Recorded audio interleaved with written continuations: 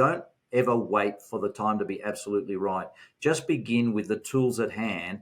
And if they're not the tools you need, the tools you'll need will appear. The future of dentistry belongs to the innovators. Welcome to Innovation in Dentistry. I'm your host, Sean Zayas, and I believe that the future of dentistry is going to be unbelievably great over the next decade and 2 decades. But the question isn't that. The question is, are you going to be part of what makes dentistry great?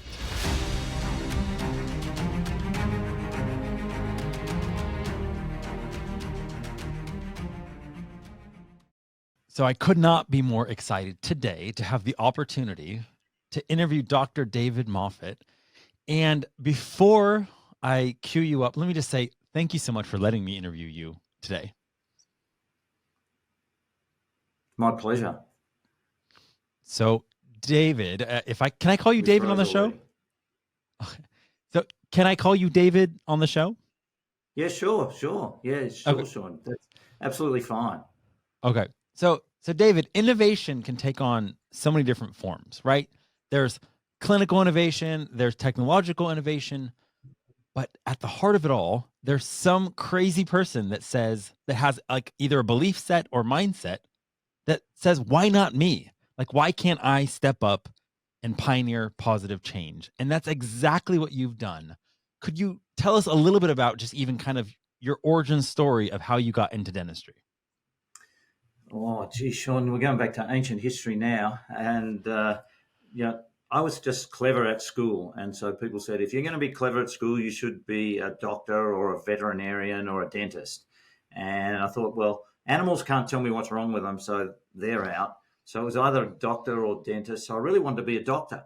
And I missed the marks. And I got into dentistry, and I was so disappointed. And I said to my mum, I'm going back to school and redo the last year of school again to get into medicine. And she goes, well, with one day to go, she says, if you didn't want to be a dentist, why did you bother putting it down as a choice? And I go, all right, good call, Mum.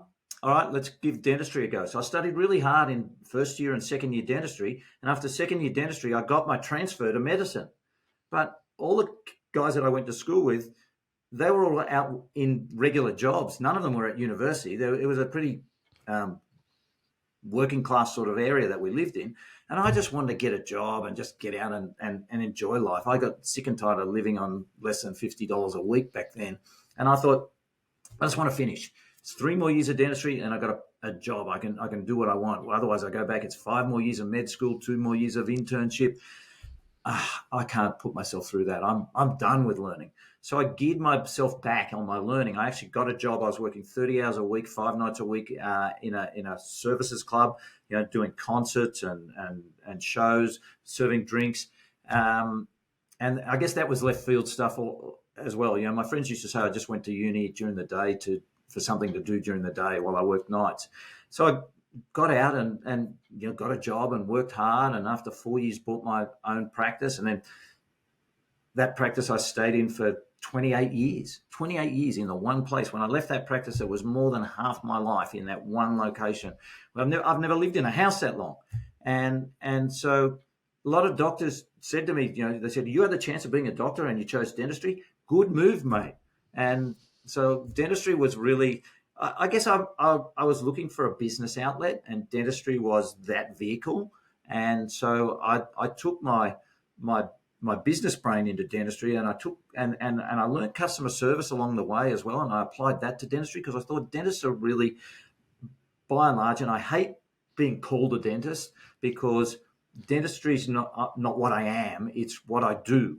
And so I wanted to feel that I could do something in dentistry with the skills that I learned while I was working, that service club job, and I was working in a news. Do you know what a news agency is, Sean? Do you ever know what they places where people used to go? They buy newspapers. Do you ever heard of what a newspaper used to be? Instead of people going to the internet, they'd buy a piece of paper and read it, and then the next day there'd be more news. So I worked in one of those and learned how to serve people and learned how to help people. And so that customer service, when I brought it into dentistry, that was really a game changer for my practice. And realizing that people didn't really, they don't go to to barbecues. They don't go to dinner parties and go, oh, you need to go to see my dentist. Look at this great crown. Look, they're only 15 micron margins. They don't do that. They tell them about how they make them feel and how they make them feel important and how they don't feel ignored. And that's what I want. People will buy anything if they feel like they're appreciated.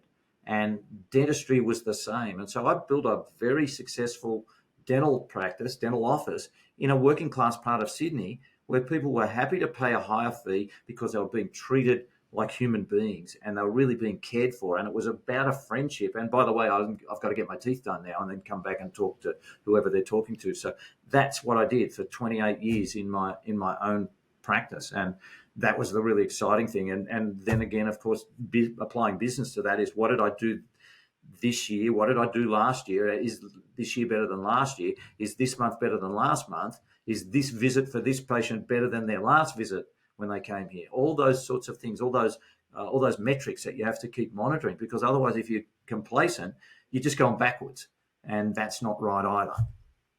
Okay, so for those of us, yeah, no, that answered it great. So for our listeners, in case you're wondering why David does have such an amazing accent and voice, you probably heard it there. He said Sydney. So you, I guess, are from and have practiced in Sydney, Australia, this entire time. That's pretty cool. Now, so I'm curious, because I feel like most dentists, David, they get excited for the idea of dentistry when it comes to clinical, right? This is what you go to school for. You're ready to start working with your hands. And then they show up in, as an associate, or they end up getting into private practice and realizing, oh my God, like there's this entire business side that I have no idea what to do with. And it seems like that wasn't the shock for you. It seems like you were already prepared for the business side of things. So going into dentistry, were you equally as excited about the clinical aspect of getting to use your hands? No, not at all. In fact, as a patient, I had no idea what dentistry was about. My first 2 restorations were done when I was in final year dental school by somebody who was a year older than me and working in the hospital where I was studying, and just a couple of occlusal amalgams. So I've only had 4 teeth restored in my life, none extracted. I really knew nothing about going to the dentist except that it smelt really weird, and everybody wore white coats, and that was about it. We were a very preventive oriented family, but my mother was also very pragmatic. She said, "Why should I pay for the dentist to clean everybody's teeth? We clean our own teeth." So my mother being she was a nurse, and then she was a mother, and then she went back to, while I was at school, she went back to school herself and became a school teacher, went to university and became a school teacher. So she was a school teacher, I think, when I was in my 3rd last year of high school. She actually started teaching school at a school nearby. And then my dad went back to school and got his high school graduation, and then he went to university and got a Bachelor of Arts degree. So, the whole family was at university all at one time. But so I really didn't know what dentistry was. I learned dentistry at university. I got to university and they said, "Do you use floss?" I didn't even know what floss was. My dentist didn't even tell us what that was. So one guy said, "Oh, that's that stringy thing," and I'm going, "This is 1977. You weren't born then, were you, Sean?" 85. So, there you go. So I'd already been a dentist. I'd almost started buying my own practice then. In 1985, I'd already seen In Excess live in concert. So I'll put some time frames on. That's the year I saw Bruce Springsteen come to Australia. So that's a long time ago. But as you can probably gather, if I like something, I get excited about it and I get passionate about it. And so the passion when I bought my practice in January 1987 was to grow a business, all right? Because how much is this business doing now? How do I improve it? I need to fill my books, see more patients, learn more skills, and grow my customer base. And so that's what I learned to do. And I learned that although Sydney is civilized, we have electricity and running water and sanitary things in our houses. We're very civilized. It basically follows the US, and anything that works in the US will work in Australia. So I started learning from non-dental people in the US in sales and marketing. So Zig Ziglar, Jim Rohn, Tom Hopkins, Tony Robbins, saw all those people live, loved seeing all those people live, and learned a lot about business and how to treat people and metrics from those people. And then I applied to get into the real nuts and bolts of marketing. So Ed O'Keefe, who we've spoken about before, Dan Kennedy, and then meeting the people who follow those people and finding out who else they follow. And that's really what just kept me growing my dental practice. And I really ended up, I started off with when I bought my practice, there was one person worked there apart from me. That was the girl who answered the phone and mixed all the stuff and cleaned up. And she lasted 2 weeks because I wanted her to work. And she was just used to sitting out the front reading magazines while the old bloke used to do everything himself. Well, that didn't last. So eventually we grew it from one chair with one staff member to finally it was 2 offices with 7 chairs total and probably about 15 or 20 staff across those.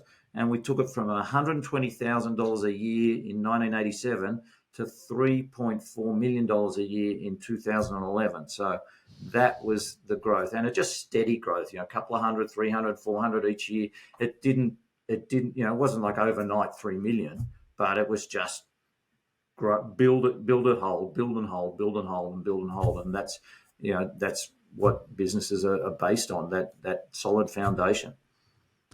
So David, was there ever like a meeting you attended early on where you went to, a show or an event where you were surrounded by other dentists and you realized, wait a second, they're not wired the way I am. And I'm viewed, I don't know, maybe I'm a little bit of an anomaly because again, the wiring is almost more engineer based, conservative, not in the sense of managing risk, not necessarily entrepreneurial, not necessarily, oh yeah, let me handle the complexity of business and the challenge of business and see the opportunity and get excited about that. Was that apparent to you early on? Like when did all of a sudden you realize, oh, not every dentist has the business wiring that I do? Yeah, I don't know.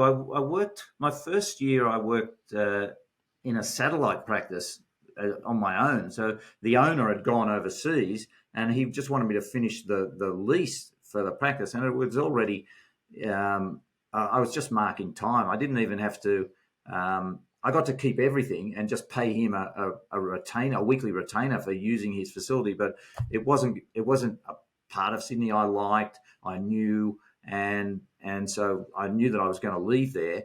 And then I got a job not far from where I went to school and where my family was, in an even more working class area. But the dentist I worked for there had, he lived in a well-off part of Sydney, and he sent his children to private school.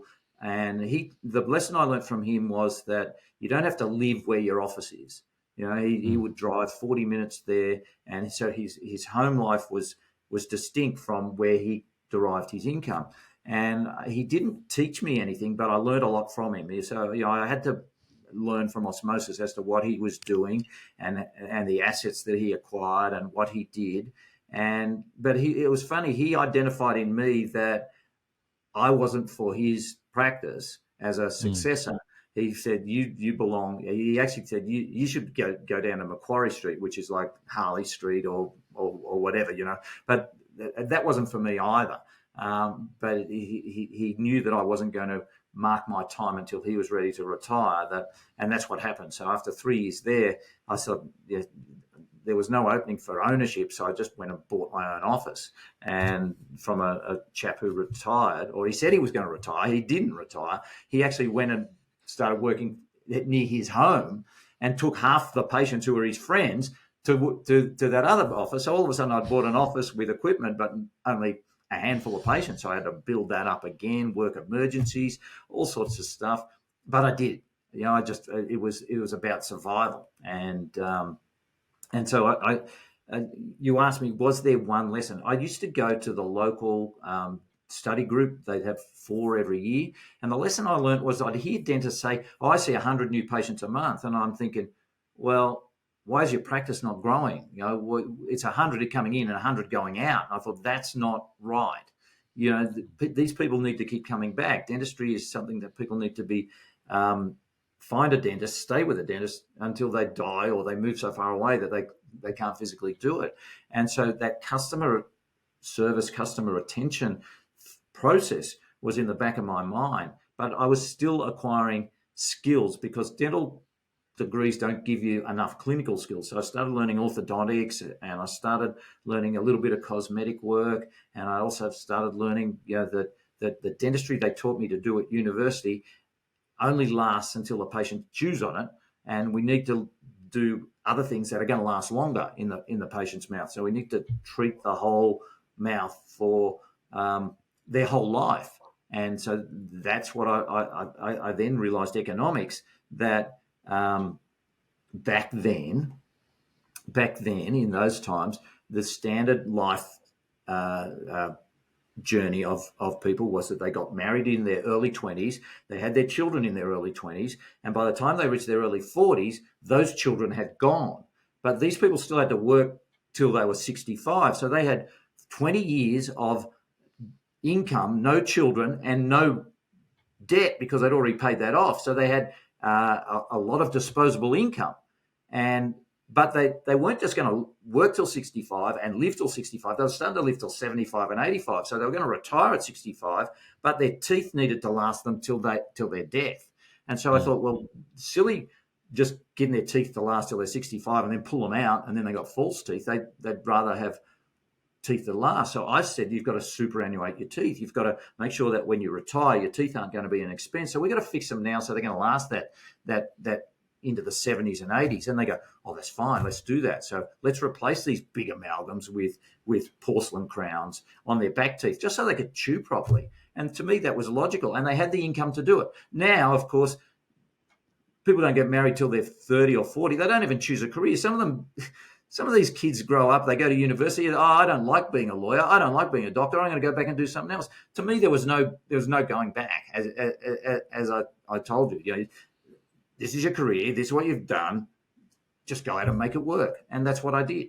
I just went out and made it work. I mean, it's amazing because I feel like you're an individual that has such a yearning for knowledge. You can tell.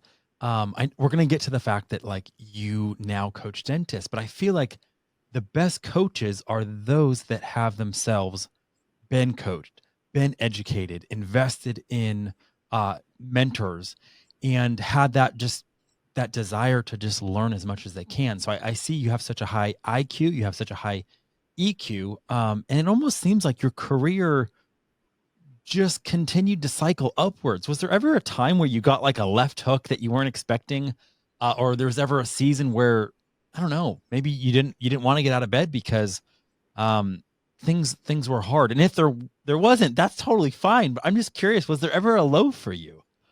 Well, it's funny you should say that, Sean, because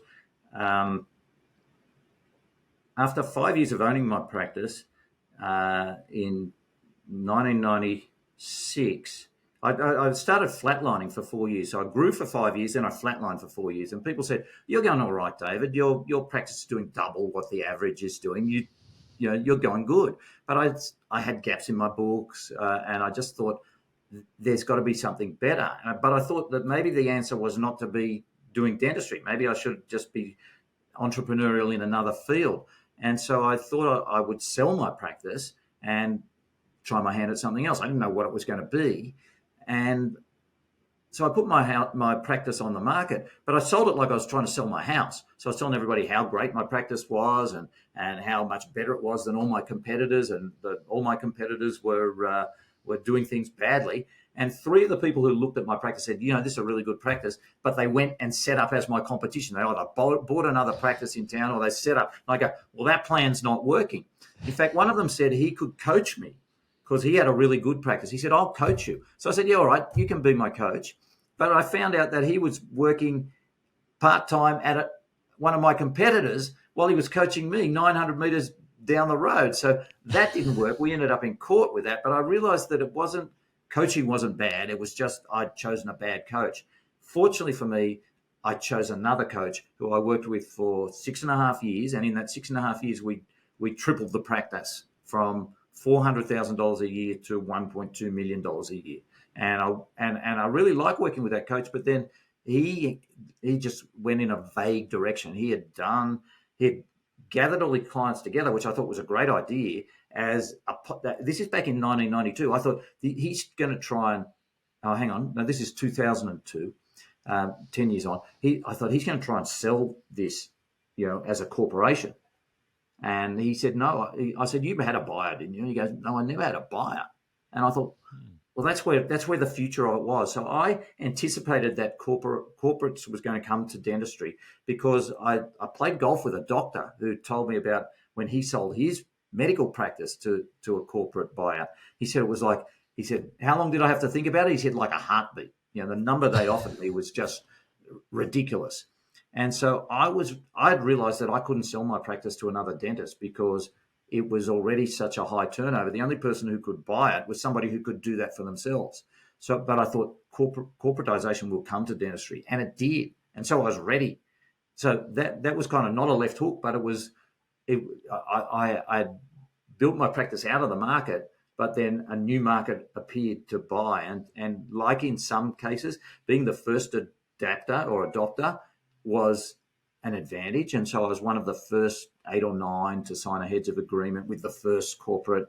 And when I sold to them in 2007, I stayed on with them for 5 years and then the next owner for another 2 years. But in that 5 years that I stayed on with them, I grew the practice from 2.4 million to 3.4 million with the principles of what I was doing already. It's like people said, oh, you got your money, you put your feet up. No, I just, keep turning up, keep doing what I'm doing, because they had a very hands-off approach, because they figured you buy a racehorse, you just keep feeding it good food and let it run. You don't say, oh, you're a racehorse, now you got to, while you're not racing, you've got to plough fields. That's because you're a horse. That's what the second owner wanted to do. And so I left there in 2014.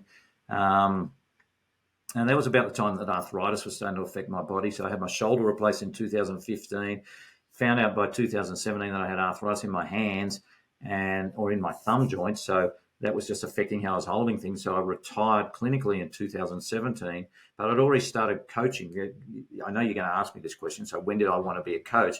So about 2012, I'd met a dentist who was a coach in America. Actually, I'd met him in 2002 online. I met him in 2010 in real life, and I liked what he was doing. And I thought, yeah, that's my next career. And so I was planning that, and so I was already part-time coaching while I started about this arthritis. But the arthritis is so bad in my hands now that I now have to I can't even shake somebody's hand because they just crush it. And like even last night, I was just going, no, I've just got to. Like COVID was good because nobody was shaking hands, but now everybody's back shaking hands. I'm going, no, I'm gone. I can't. I'm giving. When I meet you, we'll just pound it. The elbow. Yeah, that's it. But yeah, it's just like that. But yeah, sadly, otherwise it's a wet fish, and that's no good. So anyway, so yeah.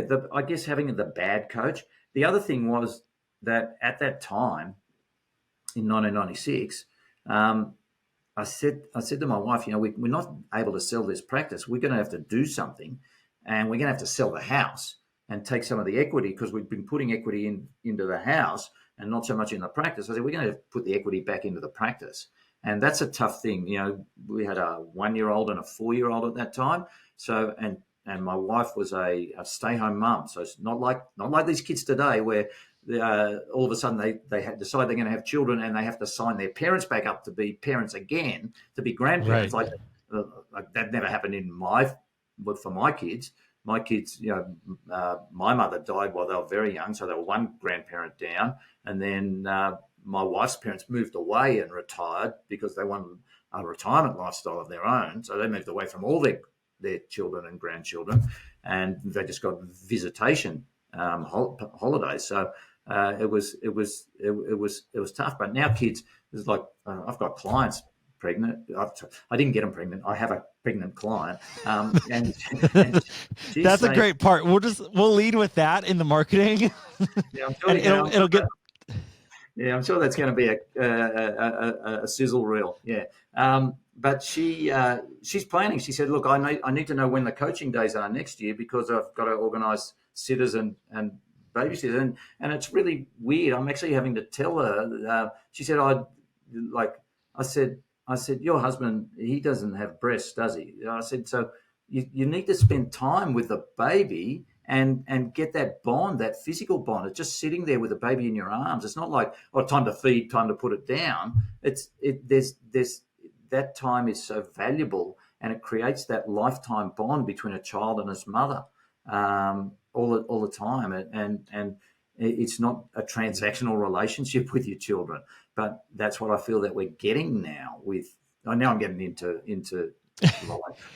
That's okay. So David, I'm so curious because I sense there's such a resilience in you, but there's also such like an excellence and optimism.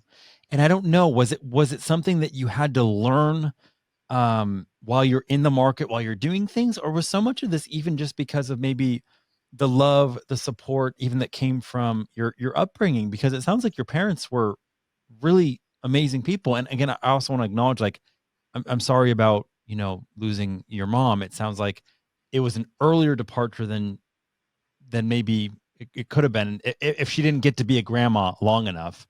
But it seems like you had these amazing parents that were able to, I don't know, pour into you a lot. Am I off on that?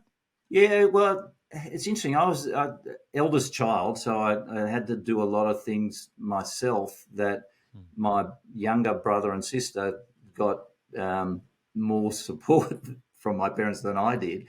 At my mother's funeral, my mother died of ovarian cancer, so she was diagnosed at 61, and she got 3 years after surgery, and then two years of fighting the thing. It's a death sentence when you get it anyway. So she died at 66. But at her funeral, everyone said how strict she was as a parent, but my dad always worked as an employed person. He worked for, he was in the Air Force when I was born, and then he had 3 sales jobs, long-term sales jobs and then as a sales manager and then an operations manager. And so one was with an electronics company. The next one was with a company called Borden's Chemical Company from the US, and they made Elmer's glue. And so he worked for them, and then he started the New South Wales office for Motorola when Motorola came to Australia in 1971. But head office was in Melbourne. But because he was family based, he refused to be transferred to Melbourne. So people who worked for him got transferred to Melbourne and became his boss. And so he retired when my mum was 55. He decided to retire at the same time. She wasn't expecting him to retire. She was, as a teacher, that was an optimal time for her to retire. But he was on this weird retirement package that was based on the average of his best 3 of his last 5 years, and they were going to slip off. So he said, "No, I'm going now." And so they had 11 years, but of those 11 years, 5 years of that, my mum was fighting cancer. But I remember asking my dad if he would go guarantor on a property loan. My boss that I was telling you about said you should buy it was a bed sitter in this apartment block, and it had uninterrupted views of Sydney Harbour and the Opera House. It was cheap as chips. It was only $60,000 back then, and it's probably worth $2 million now. But my dad said, "Oh no," he said, "don't ask me to be guarantor." He said, "I just can't do that." Anyway, somehow I ended up getting the loan. I only had that property for a year because then I had to sell it to buy my practice, and I needed money to buy my practice, so it wasn't something that I was able to keep. But I always looked at risk as being part of what you had to do, to borrow and pay back. As long as I could pay the bank, keep the banks away, risk 28.5% interest rate on my business loan, 7.5% on my home loan back in the 90s. It was just what you had to do. And so it's always using financial risk to grow your assets. And that's, again, in the property market, that's what you do. Your debts never go up, but the value of your property goes up. So as long as you can hold that debt line, you grow your equity with time in real estate. So, I'm still, as we were talking before, I'm still looking at a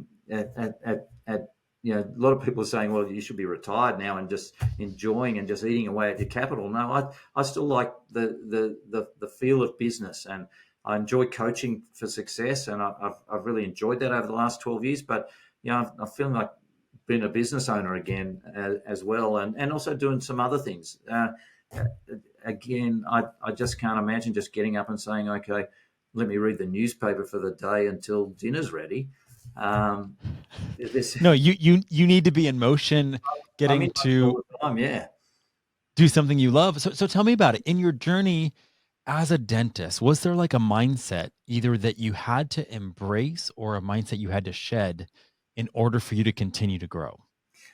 I think I had to embrace that a university education wasn't going to allow me to grow the practice that I wanted to. So when I was looking to buy my practice, with a friend of mine, we looked at a practice, and he said he knew this practice, and he said, this lady does a lot of orthodontic work. And I go, what the heck, appliances and fixed orthodontics. And I'm going, how does she do that? That's kind of like voodoo. She's not trained in that. And then the 2 years into owning my practice, I found that you could get that training. And so I started doing that training with Skip Truitt from Texas, used to come out to Australia. So that was the first non-university education in orthodontics. Now they're everywhere. Orthodontists are training dentists to do orthodontic work. And that's one of the myths of dentistry. And it's not just in orthodontics. In orthodontics, we were taught you can identify a kid's got crooked teeth and then write a referral. That's the orthodontic part of the degree. And I heard that in some dental schools in the US, extractions are taught the same way. Oh, this tooth needs to come out. Here, let me show you how I hold the forceps. Now you hold my hand and feel how I've got the grip on the forceps, and feel how I'm squeezing those forceps, and squeal. That's how you pull it out. Now write a referral every time you see one of those. So the oral surgery departments get like that as well. Now the endodontists are struggling because of implants. A lot of dentists are just saying, if we do root canal, this tooth's going to fail anyway, so why bother with the root canal? Just let's get it out and put an implant in and be done with the preservation. It's going to be an implant anyway. May as well do it now. And so the endodontists are struggling that way.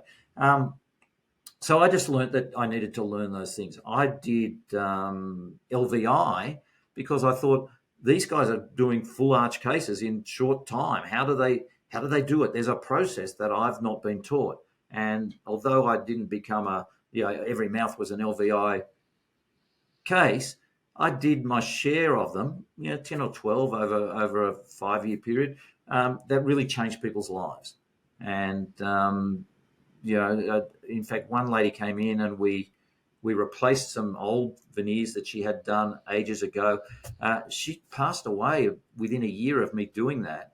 And I was kind of like, oh, she spent a lot of money with me. But her daughter said she was so proud of her new smile for that year.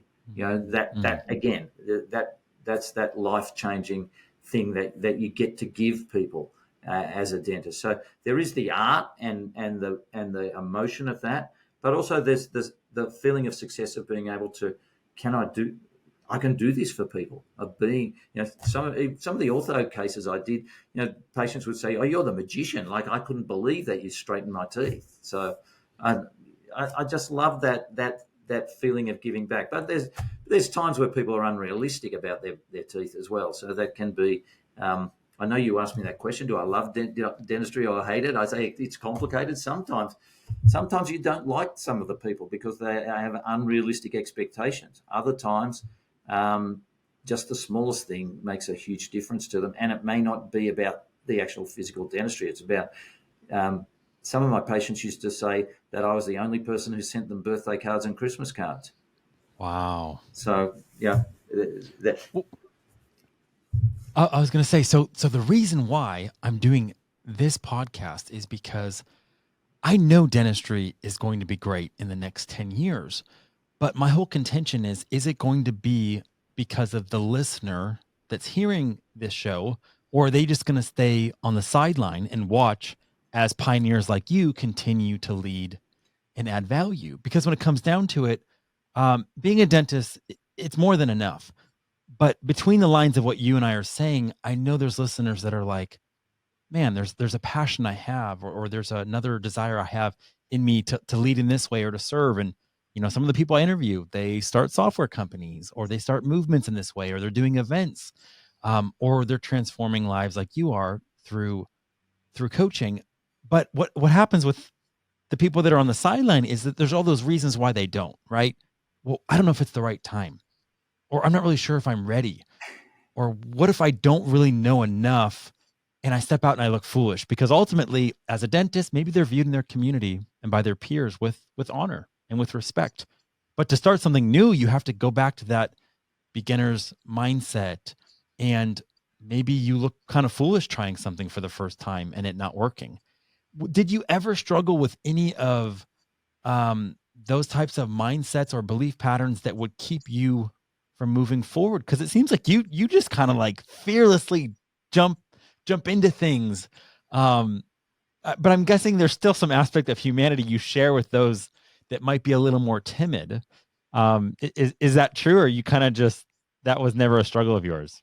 yeah, it's yeah. One of the clients I'm working with at the moment spoke to me 2 years ago, and then and I knew that she needed what I was doing 2 years ago, but she only came on board, 2 years later.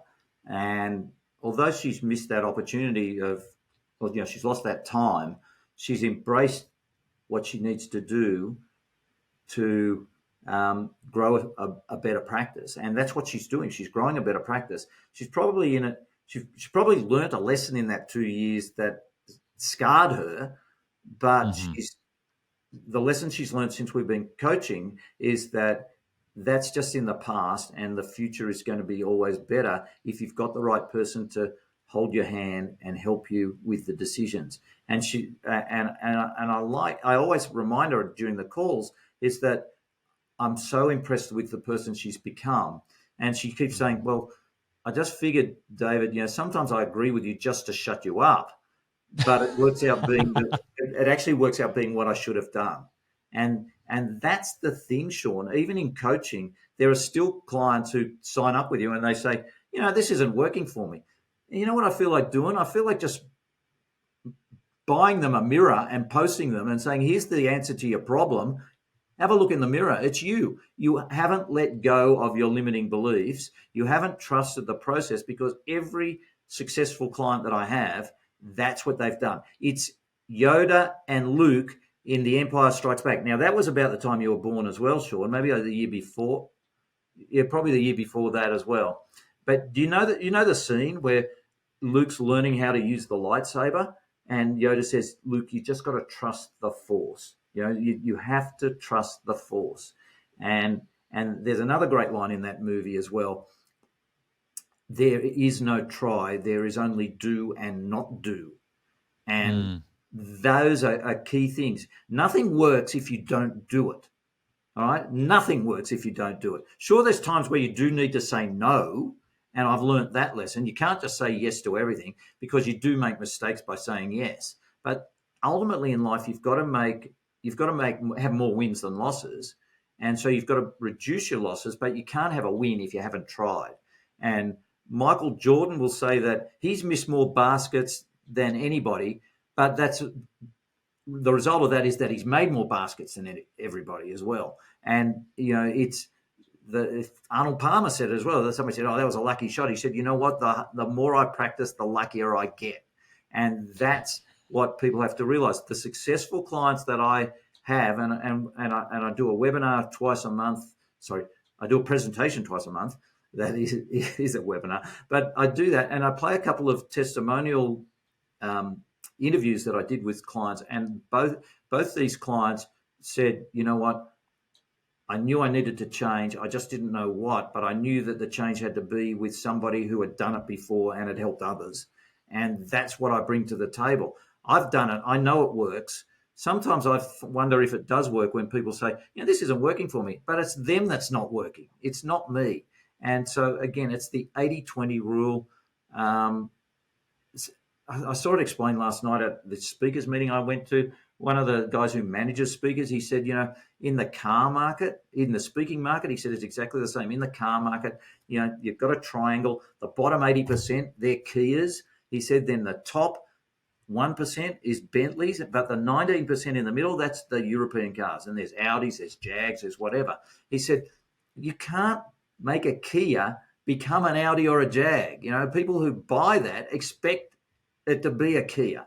They don't expect Audi or Jag. And if you sold them an Audi or a Jag at Kia prices, they'd be suspicious there was something wrong as well.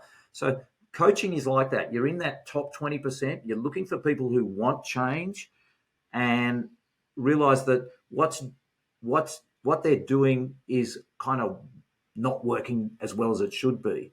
And when those people knock on your door and say, look, I'm ready to embrace change, it's time to change.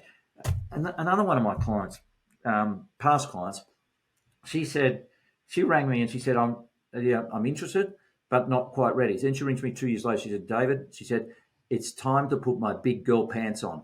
And we changed her practice and changed her mindset about being a practice owner from a hobby while her husband was making the income to actually, in fact, she became the chief breadwinner in her family because he got laid off for a couple of years because he flew airplanes and airplanes didn't fly for 2 years. So her practice was, she said, what do I have to do? And she said, I'll buy this other practice and merge it and take it over. I said, hang on, you're buying a really successful practice. You're buying a racehorse. I said, don't change the racehorse. You just work in the corner and let him keep going his hardest at what he's already been doing. Great relationship. 6 or 7 years on, they're both doing wonders in this same practice now. He's this, the dentistry bought the practice off. He's 20 years older, and he's loving working as the chief producer in her practice. So she kind of just parked her ego and let it happen. So anything's possible in coaching if you get the right coach and you identify with that coach. Some people don't identify with how I operate. Others, again, it's like Tony Robbins. If you're scared of fire, you'd never go and see Tony Robbins. But the thing Right. about the thing, you've done the fire walk, haven't you? No, I've learned more from Brendan Bouchard, which is more of like one of his proteges, than Tony specifically. I've virtually learned from Tony because he's been around. He's like one of the fathers of inspiration. Love what he does, but I've actually never been to one of his in-person events. Well, I went to one of his one-day events and I thought, I'll buy this 2-day or 3-day thing. I didn't know there was going to be a firewalk when I signed up for it. Not to my wife. I go, what the heck? And it's like, everybody's doing it. So, well, you got to do it. But the thing about that, and I did this, you were born then. It was 1994. The thing about it was that the metaphor is that it's not about the firewalk. It's about getting to the other side and how good you feel at having achieved that and having done that. And so you're actually not even focused on the fire. And I remember saying to a friend of mine, I said, were there really coals there? Because it was done in the dark. And she goes, David, she said, there were coals. She said, let me tell you this. When I was about to do it, they said, we need more coals. And they brought the coals over in a wheelbarrow and they were so hot that the bottom of the wheelbarrow just burnt out. And I'm going, oh, really? So again, it's just about, it's about blocking out all the negatives. Oh, I'm going to get burnt, and just what's the process I have to do to get across there? What do I have to think? What do I have to say? How do I have to pace myself in my walk? Because they said if you run, the stuff will, if you run, it'll stick to your feet and you'll burn your feet. You have to walk quickly. Don't kick it up so it burns on the back of your calves. And you do it. And ours was like 5 or 6 steps, so only a short one. It wasn't only these 30-meter ones, but it's still, your feet were, zinging a little for the rest of that night. Going to bed and you go, oh, my feet smell a bit. But it's done. It's done. Tick the box, done it. And you, everything often in life is this just another firewalk? Am I? Don't focus on the process. Focus on the result you're going to have, and the result is that success. Otherwise, I remember Stadium Australia where we did the Olympics, 2000. You would have been about 15 then, and you're good at math. So I signed up to do a flying fox across there for charity. And so I go up and you climb across, you're harnessed up and you climb across this, you've probably done this, climb across this barrier. And I thought, maybe I don't want to do this. And then I thought, it's probably going to take me longer to climb back over the barrier than just take that step and go out on the flying fox and just go across the other side. So off I did. And I'm not a heights guy. So, again, I tell people I've done a flying fox across Stadium Australia. They go, oh, how'd you do that? No, you can't do them every day.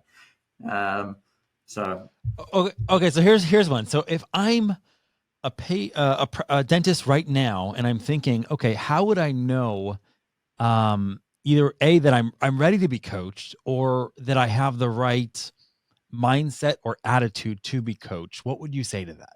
Well, the first question is easy to answer. Am I ready to be coached?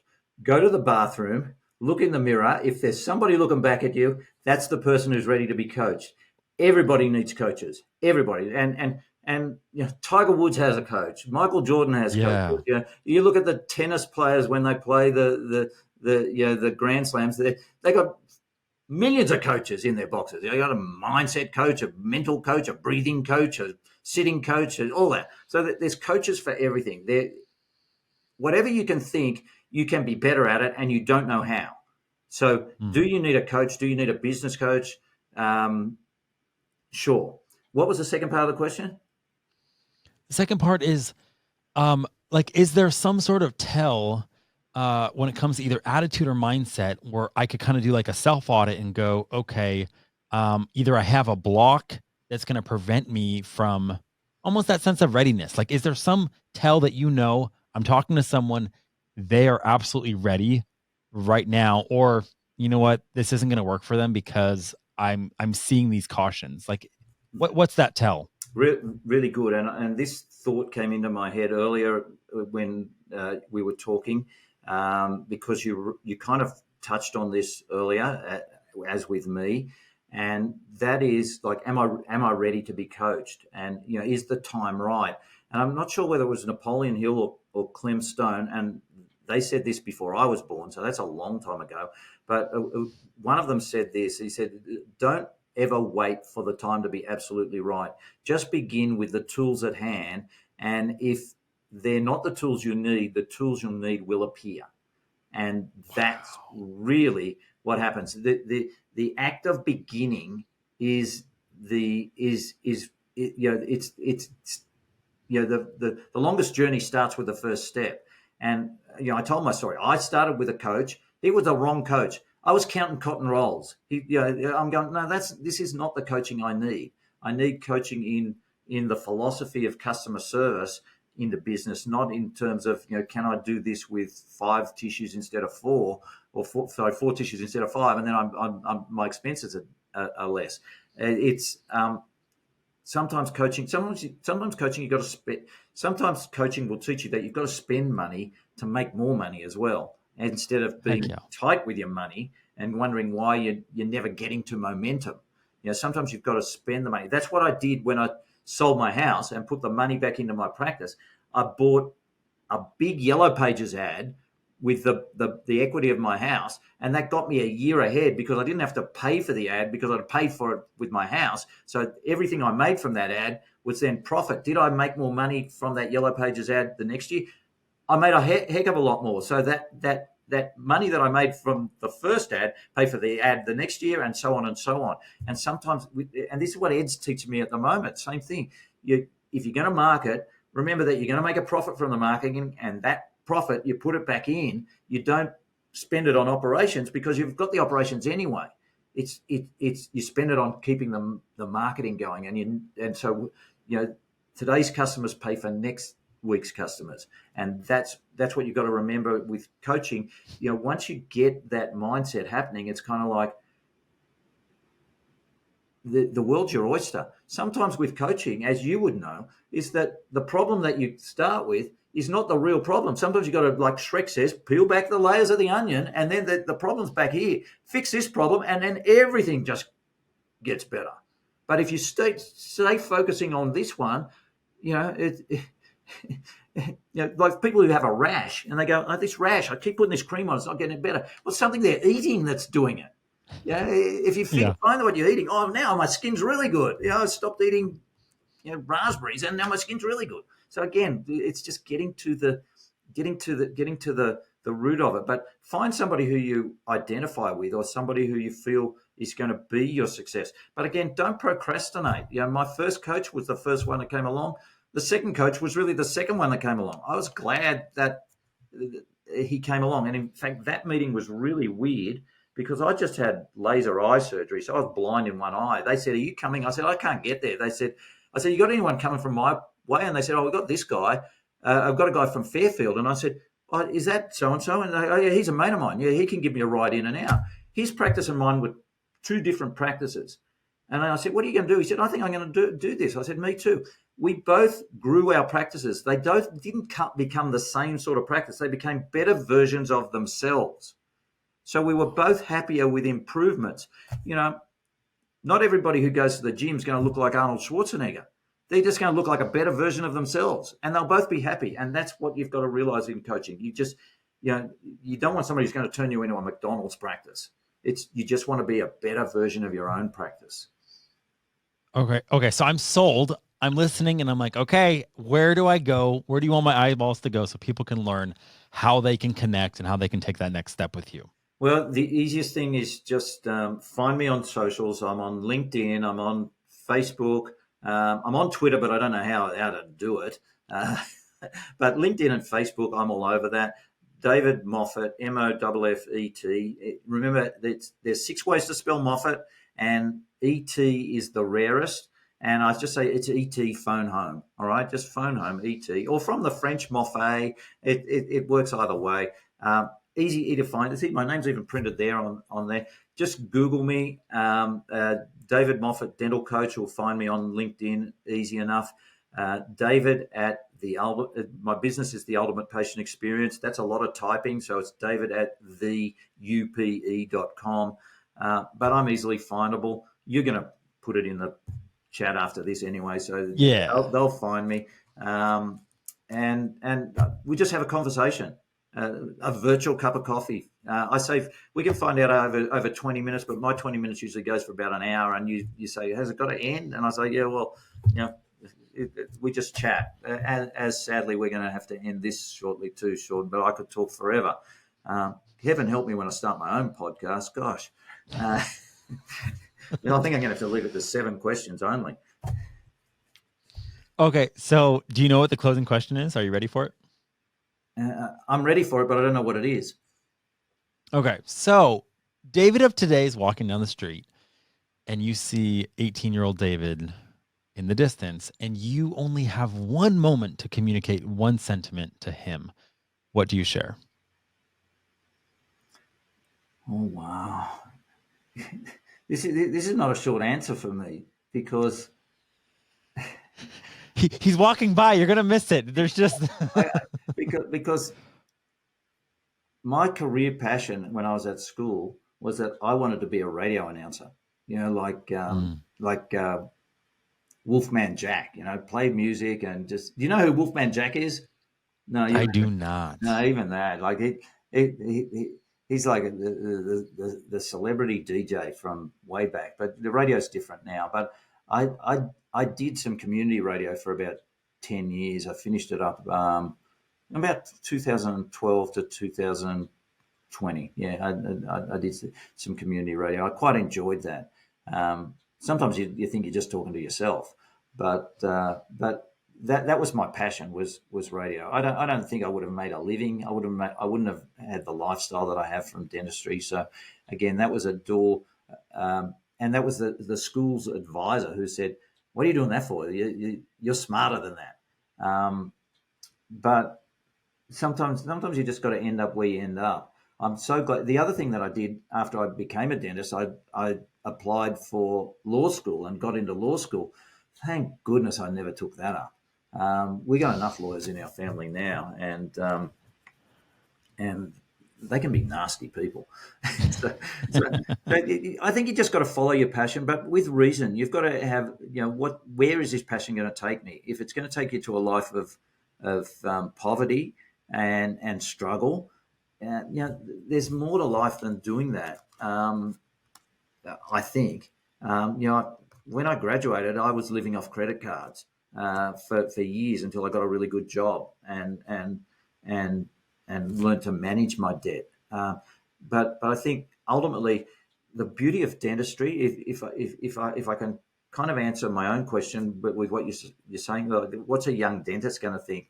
The beauty of owning a dental practice is that you can determine where you're going to live, where you're going to send your children to school, where you're going to retire to, when you're going to retire to, if you manage that dental practice properly. All right. Now, half the dentists out there don't do that, and they hate dentistry. They've got a student debt, they've got a practice debt, then they've got a wife that's got credit card debt, and life's a misery for them. But if you manage it right, you can really create the lifestyle of your dreams. You can live comfortably, you can set your children up for life, and you can enjoy the journey along the way, not just stop being a dentist. And that's one of the things that I did, after selling my practice in 2007, but still working on it. I did a lot of travel. There's only a couple of places that I missed out on when COVID started, and I hope I'll get to them, but I pretty well ticked off 95% of the things that I wanted to do. I've been to New York more than a dozen times. I've also been to Cleveland more than a dozen times. Regrettably. No, I'm just joking. No, the mistake by the lake. That's what others say. I've never said that. Please don't quote me. But no, I love Cleveland. I've seen the world's largest rubber stamp. I've been to the Rock and Roll Hall of Fame. And I got 3 or 4 other reasons to go there. It's quite a nice place. But I see Times Square and I see New York in movies, and I go, I used to love going to New York. Stay in a different place, a different hotel every time, just to get a different part of Manhattan, and just use different transport. You might be 300 meters one way, and you use a completely different line to go up and down Manhattan. It's just how it is. But I couldn't have done that if I hadn't have been a dentist. I've played the greatest golf course in the world 4 times, which is in Pine Valley in Clementine, New Jersey. And not many people know about it, and not many people ever get onto it. And I've played it 4 times, and I could probably go back and play it again. It's not inexpensive to play, but is it worth it? Yeah, it is. And that's sometimes what coaching is too. It's not inexpensive to be coached properly, but the return on your investment is huge. And trying to do things on your own is a waste of your time and very costly, because you're really sometimes just spinning your wheels trying to work things out for yourself, when you really, the answers are there. You just got to find somebody to show you the way and hold your hand and guide you. So that's what I'd say. Even in life, if you're not going to be a dentist, find what you want to do. Find people who can help you get there quicker, keep you in your lane without the distraction to get the result. Because again, back to the firewalk, the end result is worth the journey. Amen. Okay, so I love the gratitude that you just expressed for dentistry. Like, it's so clear to me, David, that you love dentistry. And it has been so easy on this podcast to just highlight you and honor you as an innovator, as someone that's pioneering positive change. I love what you're doing with the ultimate patient experience and the impact you're making in dentist life through your coaching. Seriously, thank you so much for letting me interview you today. Well, Sean, thank you very much. And I mentioned this in our lead-ups that I'm working on this project of trying to create a safe community globally for dentists to be able to identify those points in their timeline where they have these serious questions. When should I buy a house? When should I buy an office? When should I have a family? When should I move to an area that is a nice place to live? When should I retire? And so I'm trying to form that. I'm in the process of forming that community now, and also helping dentists to avoid the hassle. Where, what's the best printer to buy? What's the best camera to buy? We're trying to shortcut that so that they can say, in this community, I just have to ask the question and the answer is there. I don't have to do all that research myself, because sometimes you can. Remember I told you in this story about the friend who came with me to look at that practice where the orthodontics was? He was looking to buy a practice at the same time. In fact, he came to my office, my practice after I bought my practice, and I'd been there 9 months, and he said, I'm thinking of buying himself an apartment. Well, fast forward 2 months, and I'd bought myself an apartment because I was renting. I thought, I could probably. Anyway, that was the start of the 1987 real estate boom. It was just after the 87 stock market crash, and real estate went up. The apartment I bought, I sold it a year later for 85% profit. 85% profit. And my friend never bought. He was a procrastinator. He never bought. He never, ever bought. He never actually, I don't think he ever even owned his own practice. He never actually even stayed in a practice long enough to see whether his work lasted. He used to work two part-time jobs, and every year he'd change one. So he really only saw his work last 2 years. Sadly, that was in his mindset. I don't know what was the difference between him and me mentally on that. I don't know what, I found that in owning an office and being in that one office for 28 years, you got to see the generations. You got to see your patients have children, and some of them have children, and everybody became your family. And that, again, back to the community and the relationships, I really enjoyed that. And even though I moved away from living in that community, it was still, it was the town where I went to school, or where we used to go for our big shop, and it was a central location, and I miss. People say, do you miss the practice of dentistry? Sometimes I don't miss all the doing of stuff, but I do miss the people. And some of them are still, like, since I left there 2014, that's 9 years ago, a lot of them are still on my social media, and communicate. When I tell them things I'm doing with my coaching, they go, yeah, that's what you used to do for us. That's why we kept coming to you.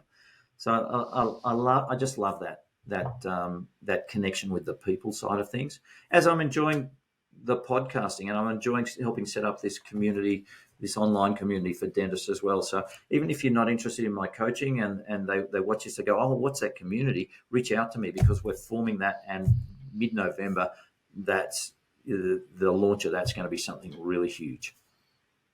Well, I'm super excited about that community, and best of luck on the podcast that you're going to be starting. Again, know that I'm 100% in your corner. You need anything. And then also I thought of one quote that I feel like is it's like a good bow tie to this episode. And I think it was Wayne Gretzky, following what you were saying about Michael Jordan. I think he said, you'll always miss the shot, like, that you never take. Yeah. Was that Gretzky or Jordan? But Gretzky, I don't know. It was one of them. And that's the whole point. Like, if someone's on the cusp right now of doing something, like, I love what you said about in taking that step. I don't want to say it's almost like the provision or the doors unlock, or what's needed shows up. And yet it almost takes a little bit of faith to just take that first step. And that's my encouragement to the listeners right now from everything you've said, David, is just take that step. It might have been Gretzky who said that, but I like this one of Gretzky's even better. And that is that he said, I don't play to where the puck is. I play to where the puck is going to be. And that's what you got to do in business. Sometimes you got to say, this is where I have to be. This is where things are heading, and I've got to be there at that intersection. No point in me going here, and when I get there, the bus is gone. And really important. Now, ice hockey is a really hard concept for Australians, because we don't play it that much. And you play underwater hockey, or is that just New Zealand? No, we play. Yeah, that's water polo. We play grass hockey. But ice hockey, the description I like about that is I went to, what was it? I went to a fight and a game broke out. Like, do they actually use a puck? Yeah, like they just go there to fight. And Well, David, it has been an honor. We'll have to do this again. But again, well, thank you. I'll have you on my podcast, and that's a certainty, Sean. Thank you so much. I've really enjoyed this. It's been a real pleasure and an honor to be part of your podcast. And I wish you success with your business as well. And I'm looking forward to having your products on our community as well. I think that's going to be a win for everybody involved, for our community and for you and for us organising that. It's going to be big. So appreciate the time, my friend. It's been great, and looking forward to when I get to. There's plenty of golf courses in Arizona, so I've got to get over there and play some more of those. That sounds like a plan. Thank you so much, David. Thanks, Sean. Thanks for listening, and be sure to follow so you never miss an episode. To learn more about what's going on in dentistry, check out innovationindentistry.com.